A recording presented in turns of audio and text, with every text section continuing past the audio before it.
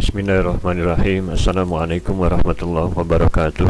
Sahabat sekalian, di saat kita melaksanakan ibadah saum di bulan Ramadan ini, tentunya ingin sekali kita melihat, mengetahui kira-kira bagaimana ya dulu Rasulullah dan para sahabat itu melaksanakan ibadah saum.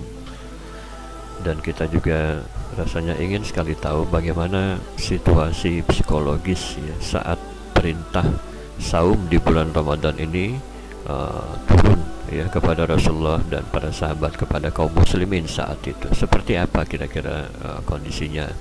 Dengan memahami situasi psikologis turunnya perintah ini, dengan memahami bagaimana kira-kira Rasulullah dan para sahabat melaksanakan ibadah saum, mudah-mudahan ini menambah hikmah dan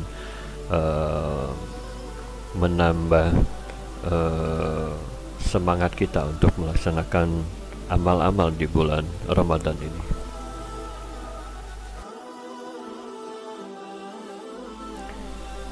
Sahabat sekalian, perintah saum yang Allah sebutkan di dalam surat Al-Baqarah ayat 183, ya ayyuhalladzina amanu kutiba alaikumusiyam kama kutiba alal ladzina min qablikum, ini turun kepada umat Islam ketika saat itu mereka tiba di Madinah dari hijrah dari Mekah, itu kira-kira kurang dari 2 tahun.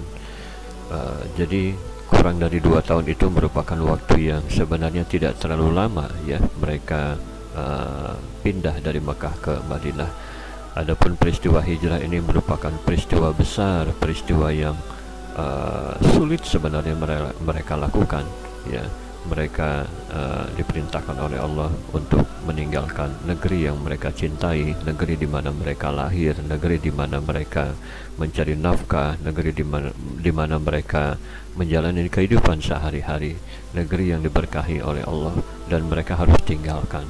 Itu merupakan sebuah peristiwa yang menyedihkan sebenarnya bagi mereka.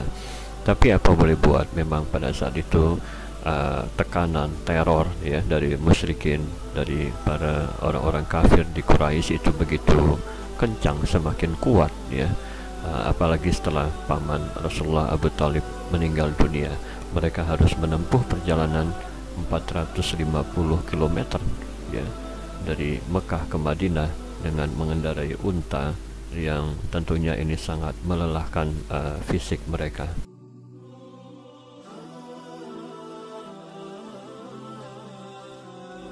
Jadi wajar jika umat Islam ketika sampai di Madinah ya itu dalam kondisi yang letih, baik fisik maupun mentalnya. Beberapa orang bahkan sampai sakit, termasuk sahabat utama Abu Bakar Siddiq ya, karena mereka memang rindu Mekah, negeri yang mereka cintai selama ini harus mereka tinggalkan. Dan yang lebih menyedihkan, mereka tiba di Madinah menjadi fakir ya, tidak punya apa-apa, padahal selama di Mekah mereka hidup berkecukupan. Bahkan beberapa orang itu adalah konglomerat, orang-orang kaya. Allah menyebutkan di surat Al-Hasyr ayat 8, lil fuqara'il muhajirin alladzina ukhriju min diyarihim ya, mereka itu menjadi orang-orang fakir karena diusir dari negerinya dan juga meninggalkan amwal, meninggalkan harta-harta mereka, dan kemudian mereka harus menata ulang kehidupan baru ya.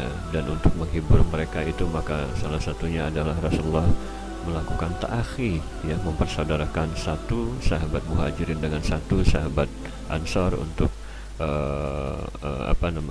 merasakan senasib sepenanggungan, ta'awun ya, saling bantu, saling peduli dan lain sebagainya.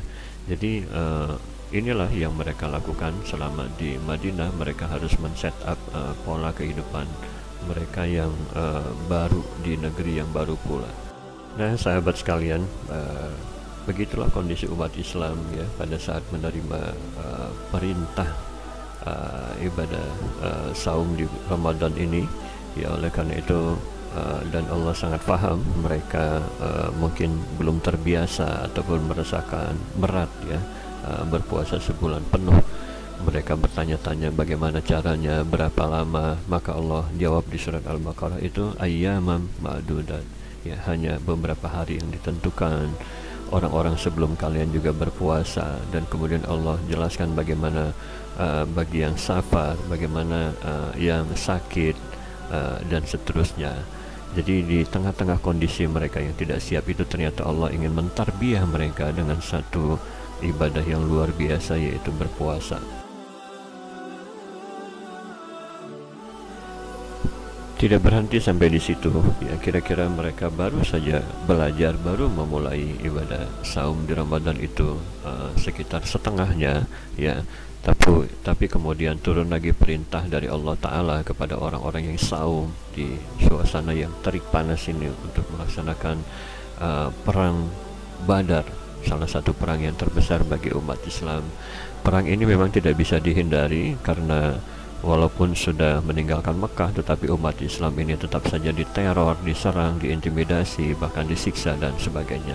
Maka Rasulullah melakukan peperangan ini, dan tidak gampang memang, karena umat Islam harus menempuh perjalanan 150 km, ya, dari Madinah ke Badar. Kita bisa bayangkan perjalanan yang jauh di saat mereka sebagian melaksanakan puasa. Dan ternyata peristiwa besar memang dalam perjalanan dakwah ini, karena Badar ini yang akhirnya kemudian dimenangkan oleh umat Islam, walaupun kondisinya dengan segala keterbatasan, bukan hanya lagi berpuasa, bukan hanya keterbatasan persenjataan, tetapi juga dari sisi jumlah umat Islam. Menurut beberapa riwayat jumlahnya 313 orang, sementara musyrikin Quraisy jumlahnya 1000 orang, tapi umat Islam berhasil menang.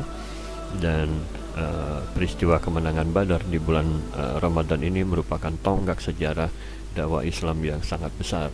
Setelah kemenangan ini, maka Rasulullah menjadi tokoh besar dunia yang berpengaruh, dan umat Islam juga menjadi pasukan yang berpengaruh di muka bumi pada saat itu. Sahabat sekalian, Allah Ta'ala memang menceritakan di dalam Al-Quran, misalnya di surat Ali Imran, di surat Al-Anfal, bagaimana Allah menurunkan bantuannya kepada pasukan muslimin yang berjumlah kecil ini, tetapi bisa memenangkan pertarungan ini. Allah membantu mereka dengan menurunkan 3000 malaikat. Dahsyat itu memang, dan begitulah Allah akan menurunkan bantuan kepada orang-orang yang memang sudah pasrah, sudah bertawakal penuh kepada Allah. Ruhnya begitu tinggi. Di bulan puasa itu mereka meninggalkan segala kesenangan duniawi, tidak ada ketertarikan, kecintaan kepada dunia, rela tidak makan, tidak minum karena ketaatannya kepada Allah. Dengan ketaatan yang mutlak kepada Allah itu, maka wajar jika Allah membantu mereka. Pasukan mana yang bisa mengalahkan ruh-ruh yang begitu dengan Allah Ta'ala, yang tidak lagi bergantung kepada kesenangan dan kekuatan dunia ini? Itulah pasukan terhebat. Dan pada orang-orang yang berpuasa, pada orang-orang yang taat patuh kepada Allah ini, wajar saja jika Allah akan mengabulkan doa-doa mereka. Wa idza sa'alaka ibadi anni fa inni qarib ujibu da'watad da'i idza da'an. Katakanlah kepada mereka bahwa fa inni qarib, aku ini dekat dengan mereka. Dan itulah kondisi situasi psikologis ketika turunnya perintah ibadah saum ini yang Allah sebutkan di dalam surat Al-Baqarah dimulai dari 183. Dan mudah-mudahan kita bisa memaknai hikmah, memaknai ibrahnya itu, dan kita merasakan bahwa saat-saat seperti ini merupakan saat-saat yang dekat kita dengan Allah Ta'ala, saat yang harusnya kita umat Islam memiliki kekuatan kita dalam menempuh perjalanan dakwah ini, insya Allah. Wassalamualaikum warahmatullahi wabarakatuh.